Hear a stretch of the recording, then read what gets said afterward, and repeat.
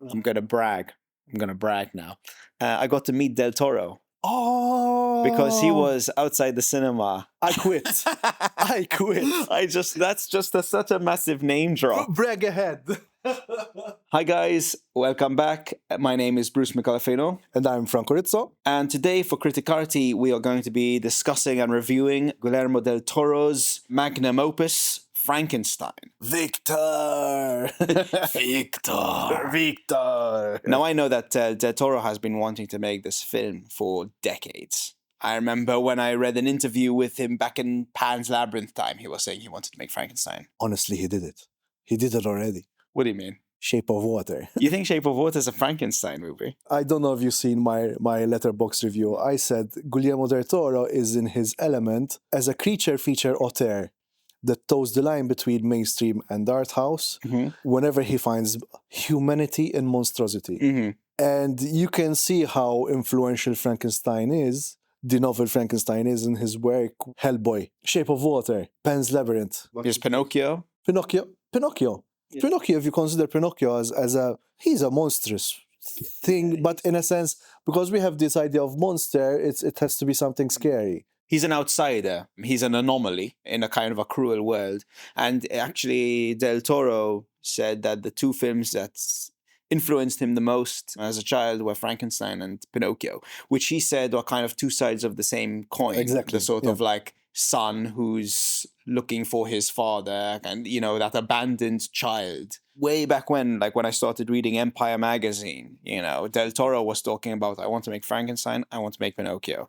They've been on his shelf. They've been passion projects of his.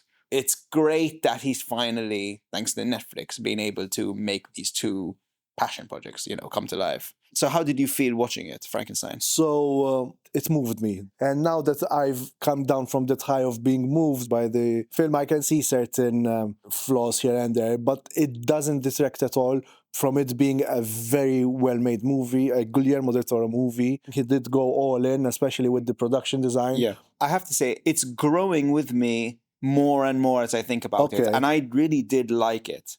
For me, it's one of my favorite Del Toro films. However, something that I felt the first time I watched it is this film is beautiful, but maybe it's too beautiful. It feels over-designed. Yeah. Every set is so grand, so ornate, so packed with detail. It's like he's been dreaming of this movie for decades and kind of cramming everything into it. I wondered if maybe the sets were not so grandiose and not so ornately designed, that I would feel a little closer to the emotional core of the film, because there's so much kind of production design going on. It feels fantastical. It's closer to Crimson Peak. Yes, it's like everything is like gothic and ornate.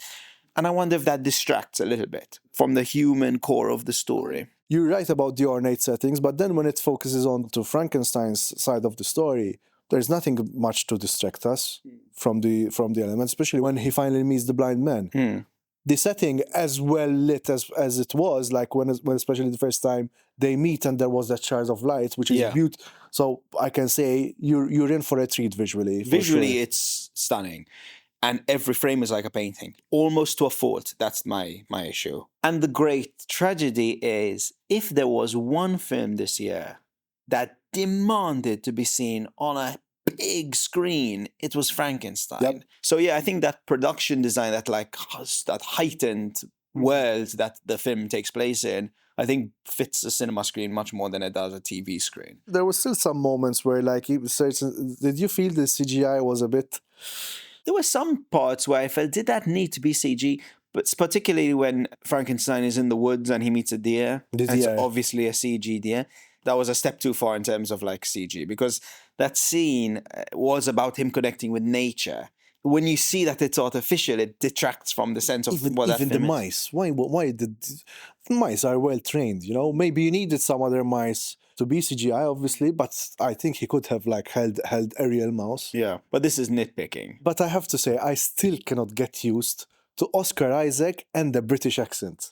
His was a bit distracting. The film has a very melodramatic sense about it. Everything is very heightened. But I think that's intentional. In fact, Del Toro has spoken about this. Like, Oscar Isaac had on the set asking Del Toro, like, I think that was a bit too much. Wasn't it a bit too much? Del Toro basically told him, there's a reason I cast a Latino actor as Victor Frankenstein. This is like, we're making like a Mexican melodrama here, you know? Yeah. As much as I love Oscar Isaac as an actor, he felt like Keanu Reeves in Bram Stoker's Dracula, you know? Yeah. In this? Yeah, but it took a while for me to get used to. But then once I got used to it, that's it. No, I think it's a very good sort of manic performance. Yes. I think the casting is excellent in this movie. Jacob Elordi was fantastic. Now, that's an Oscar.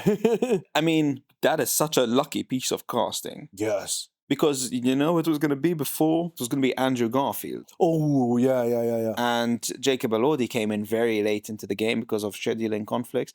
I can't imagine Andrew Garfield as his character. No, and Jacob Elordi has the dimensions as well. He has the height, man.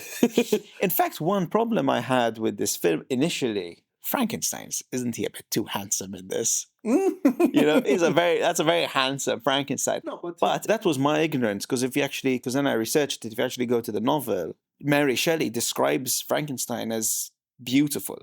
Del Toro is very faithful to the original vision. We are too used, or at least I was too used to the Boris Karloff. Well, one issue I had with this film was, Frankenstein seemed a bit too strong. He seemed too much like Superman in terms of his strength. You know, there's a difference between Superman to me and Frankenstein. Superman is an alien, comes from another planet. Rules are totally different there.